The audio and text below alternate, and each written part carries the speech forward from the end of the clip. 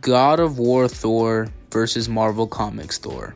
Now, this is a very controversial debate, and at the same time, I really don't see why. But in today's video, we're going to be discussing both characters from different franchises of their power level sets to see who is all around the more powerful character.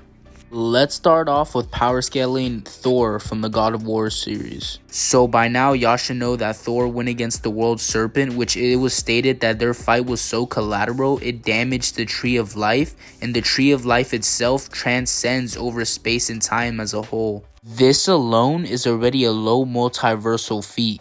And the reason for that is because the Tree of Life contains space-time continuums, as we already established. You can even say he's high complex multiversal via these statements, which basically contain space-time continuums just with a higher level on a different dimensional scale, which would be high complex multi by definition. Now that we are done with this power scaling, now let's get into Thor's speed.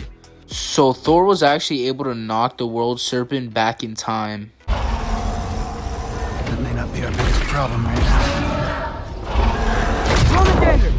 Get back to your sister. This statement proves consistency on why Thor actually sent the World Serpent back in time, which would actually grant Thor immeasurable speed. So, he'll be around low multiversal to high complex multiversal, and his speed will be immeasurable.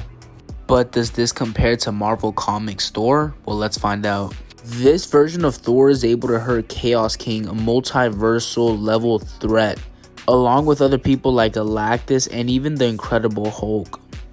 Not to mention, he was so powerful, Thor was able to shake the own cosmos of the Marvel Universe. Thor even states that he has a fraction of Toa's power. If y'all don't know who Toa is, he's basically the creator of the whole Marvel Universe and existed before any character was a thing.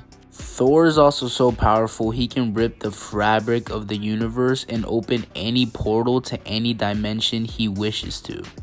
And he can rip a small portion of reality if he wants to.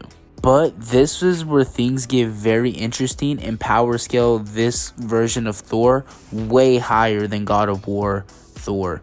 The reason for that is in this scan, it states that even Thor's divinity transcends over dimensions and dimensionality as a whole, meaning that he has a conceptual transcendence over all dimensions, which would make Thor an outerversal level being, which is way above God of War Thor, as he only scales to low multiversal to high complex multiversal.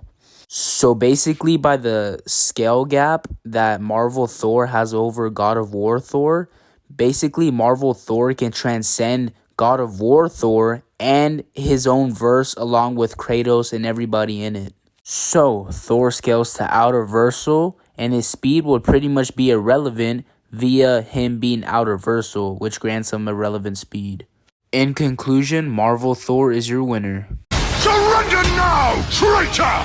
Or face the wrath of Thor!